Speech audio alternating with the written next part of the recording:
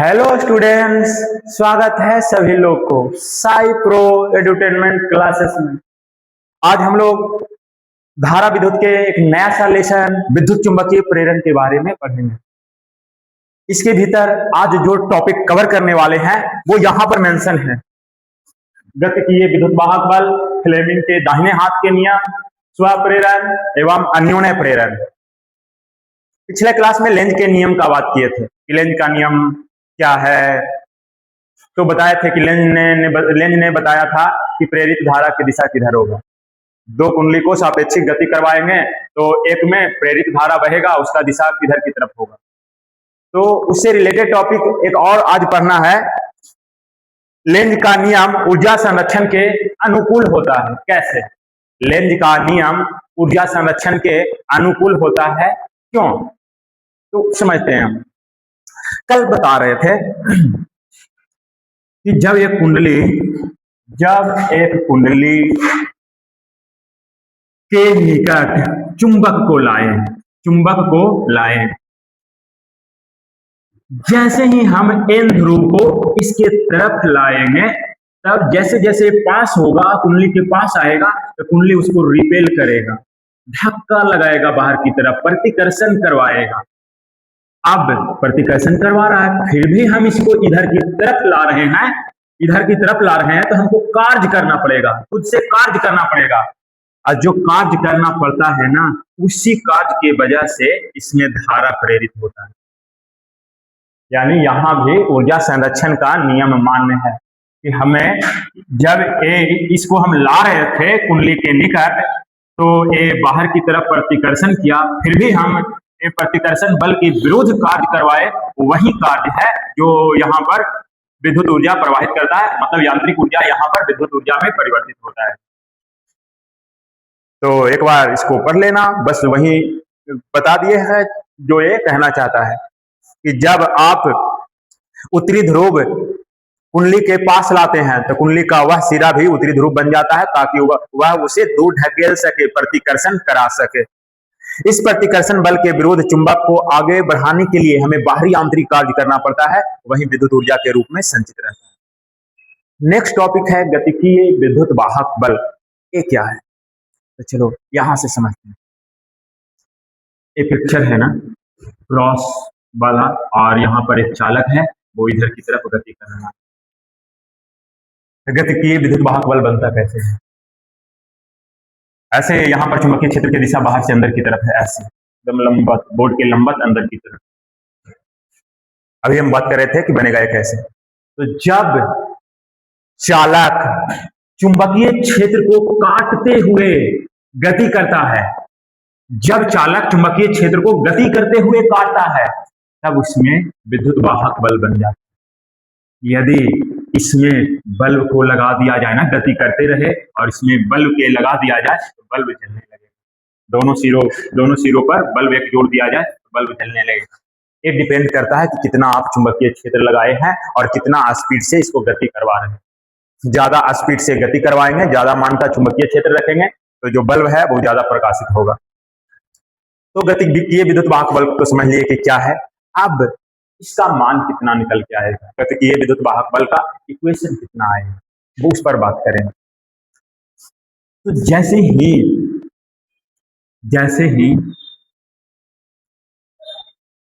एक गति करता है, चुंबकीय क्षेत्र में लंबवत गति करता है, तब इस पर जो बल है ना, बल ऊपर की तरफ कार्य करता है, चुंबकीय बल ऊपर की तरफ कार्य करता है। तो इलेक्ट्रॉन इसके विपरीत दिशा में जमा हो जाता है, और विपरीत दिशा में जमा होने के कारण दूसरा सिरा धन आवेशित हो जाता है, इलेक्ट्रॉन ऋण आवेशित होता है, जो चुंबकीय क्षेत्र के उल्टा दिशा में आ जाता है, और धन आवेश है जो उसके इलेक्ट्रॉन के उल्टा दिशा में चला जाएगा।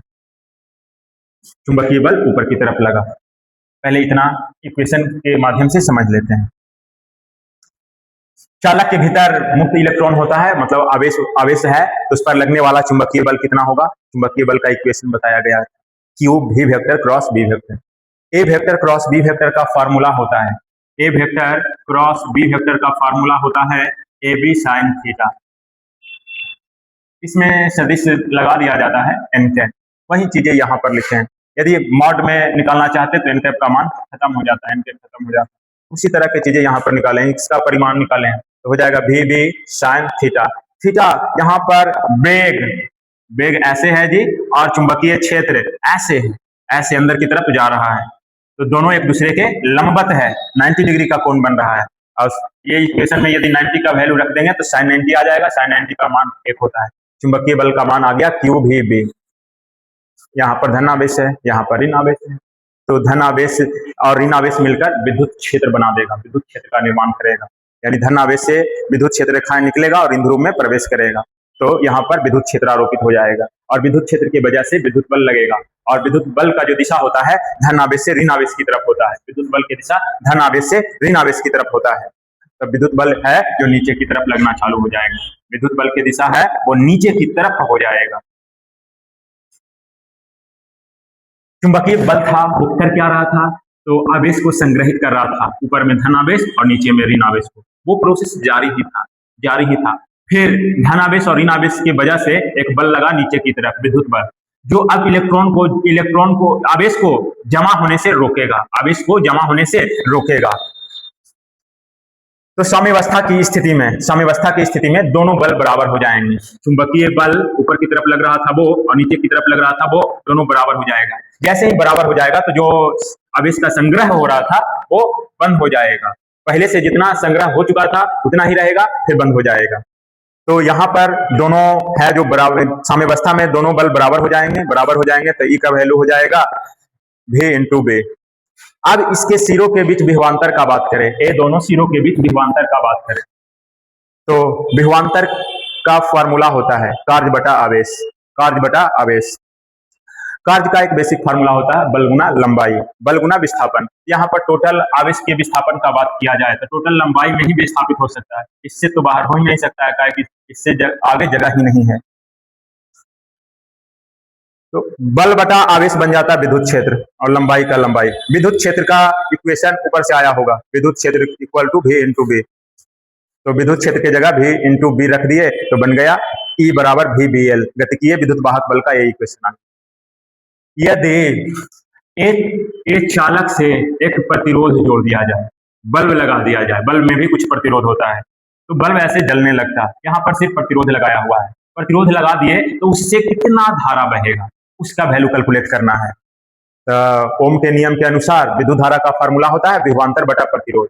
विभवांतर यानी यहाँ पर विद्युत वाहक बल, सिरा के बीच विभवांतर उत्पन्न हुआ है VBL रख दिए VBL। उसके बाद प्रतिरोध का प्रतिरोध यानी आई का जो इक्वेशन होगा वेग पर डिपेंड करेगा, किस स्पीड से चल रहा है, उसका लंबाई कितना है, चुंबकीय क्षेत्र पर डिपेंड करेगा और प्रतिरोध पर डिपेंड करेगा। प्रतिरोध यदि ज्यादा है तो धारा कम बहेगा उससे, यदि तेज गति से चालक चल रहा है चुंबकीय क्षेत्र में तो धारा ज्यादा बहेगा, यदि चुंबकीय क्षेत्र ज्यादा है तब वो धारा ज्यादा बहेगा, लंबाई ज्यादा है तब वो धारा ज्यादा बहेगा। नेक्स्ट हम बात करते हैं फ्लेमिंग के दाहिने हाथ के नियम के। दाहिने हाथ का नियम क्या है, यहां से इस पिक्चर से हम दाहिने हाथ के नियम को समझ सकते हैं।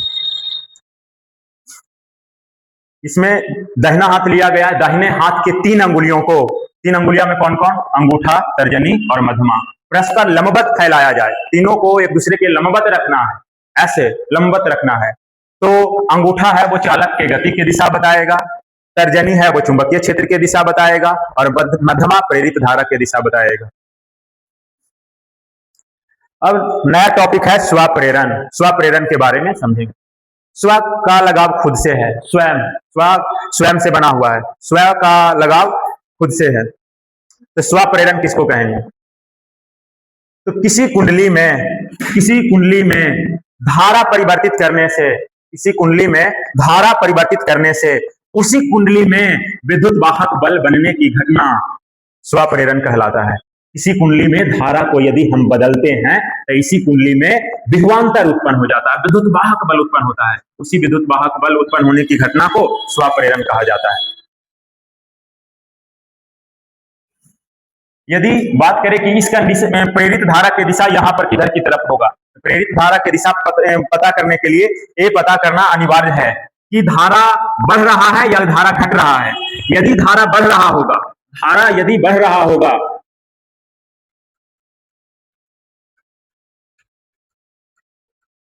तो प्रेरित धारा का दिशा है वो उसके जस्ट उल्टा हो जाएगा, प्रेरित धारा की दिशा उल्टा हो जाएगा।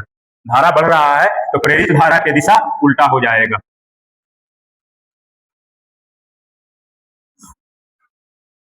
यदि धारा घट रहा है, धारा घट रहा है, तो प्रेरित धारा के जो दिशा है, प्रेरित धारा का जो दिशा है, यदि धारा इधर की तरफ ही बह रहा है और धारा का मान घट रहा है तो प्रेरित धारा जो बनेगा उसका दिशा मेन धारा की दिशा में ही होगा, प्रेरित धारा की दिशा मेन धारा की दिशा में होगा।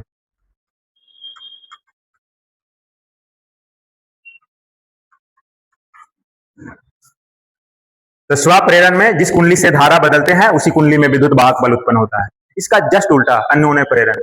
अन्योन्य प्रेरण, यहां पर दो कुंडली का बात किया जाएगा। एक कुंडली में धारा बदलेंगे तो दूसरा कुंडली में विद्युत वाहक बल बने।